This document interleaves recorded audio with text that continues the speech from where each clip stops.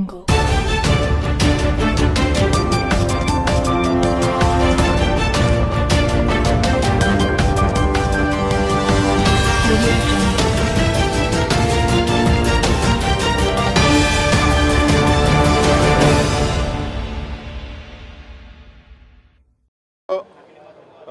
నాయకుడు మాజీ మంత్రి జోగి రమేష్ గారి అక్రమ అరెస్ట్ ఈరోజు చూస్తూ ఉన్నాం.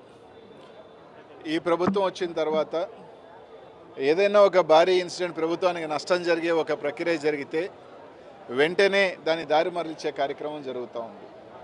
ఒక పక్క తుఫాన్ విపత్తు వల్ల రైతులు నష్టపోయారు, రైతాంగం నష్టపోయారు. ఇవన్నీ తర్వాత కాశీబుగ్గ ఇన్సిడెంట్, నిన్న 10 మంది చనిపోతే దాన్ని రూపుమార్చేదానికి ఈరోజు జోగి రమేష్ అన్న గారిని అరెస్ట్ చేశారు. అసలు ఈ కేసుకి సంబంధించి నిందితులు ఎవరు? మీ పార్టీకి సంబంధించిన పోటీ చేసిన వ్యక్తులు. కనీసం వాళ్ళని అరెస్ట్ చేశారు ఈరోజు దాకా? లేదు. వాళ్ళని ఎవరిని ఈరోజు దాకా అరెస్ట్ చేయాల. ఒక తప్పుడు కన్ఫెషన్, ప్రతిదానికి ఏంటంటే ఒక తప్పుడు కన్ఫెషన్ రాయించడం, దాని మీద అరెస్ట్ చేయటం, ఇదే ప్రక్రియ జరుగుతూ ఉంది. ఈరోజు తప్పకుండా జగన్మోహన్ రెడ్డి గారు ఈరోజు ప్రజల్లో మళ్ళీ వస్తూ ఉంటే మేము పొరపాటు జరిగింది, తప్పు జరిగింది, జగన్మోహన్ రెడ్డి గారిని ఈరోజు ఈరోజు మేము ఆయన ఎన్నుకోకుండా ఏ విధంగా నష్టపోయామనేది ప్రజల్లో ఒక భావన ఉంది.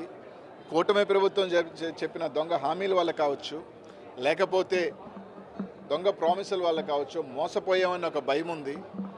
ఈరోజు ఇవన్నీ కప్పిపుచ్చేదానికి, ఈరోజు ఇవన్నీ చేసేదానికి ఒక అరెస్టులు తీసుకురావటం.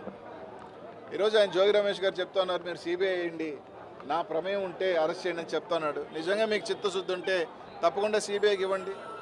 ఈ దొంగ లిక్కర్ మీద కోట్ల రూపాయలు ఏ విధంగా దోపిడీ జరిగిందో మీరు సిబిఐకి ఇవ్వండి. సిబిఐకి ఇచ్చి ఖచ్చితంగా నిజ నిజాలు వస్తాయి. అలా కాకుండా ఈరోజు కాశీబుగ్గలో జరిగిన ఇన్సిడెంట్, 90 సంవత్సరాల ఒక వ్యక్తిని తీసుకొచ్చి ఆయన మీద కేసు కట్టడం జరిగింది. ఇదే విధంగా ఎందుకు తిరుమలలో దేవస్థానంలో తొక్కిసలాట జరిగినప్పుడు ఆ ధర్మకర్త మీద లేకపోతే చైర్మన్ మీద ఎందుకు పెట్టలేదు? సింహాచలంలో జరిగినప్పుడు మాత్రం అక్కడ ఎందుకు పెట్టలేదు? అంటే మీకు పెద్దోళ్ళకి ఒక న్యాయం, సామాన్యుడికి ఒక న్యాయం. ఏ విధంగా దారులు మళ్ళీ ఇచ్చే పనులు, ఏ విధంగా కక్ష సాధింపులు జరుగుతున్నాయి రాష్ట్ర ప్రజలు అందరూ కూడా గుర్తిస్తూ ఉన్నారు. ఖచ్చితంగా మీరు ఎంత ఈ విధంగా పోతే తప్పకుండా వైఎస్ఆర్సీపీ శ్రేణులు, కార్యకర్తలు, ప్రజలు అందరూ కూడా ఒకటే సమయం వస్తుంది. తప్పకుండా టైం అయితే ఉంది 3.5 సంవత్సరం, కానీ ఖచ్చితంగా రానున్న రోజుల్లో ఆ తగిన మూల్యం చెల్లించుకుంటారు. ఎవరు కూడా దీనికి అతీతులేం కాదు. తప్పకుండా మీరు చేసిన పనులన్నీ కూడా తప్పకుండా బంతి గోడకు కొట్టినట్టే వెనక్కి వస్తాయి తప్ప ఏమీ కావని చెప్పి తెలియజేస్తాం.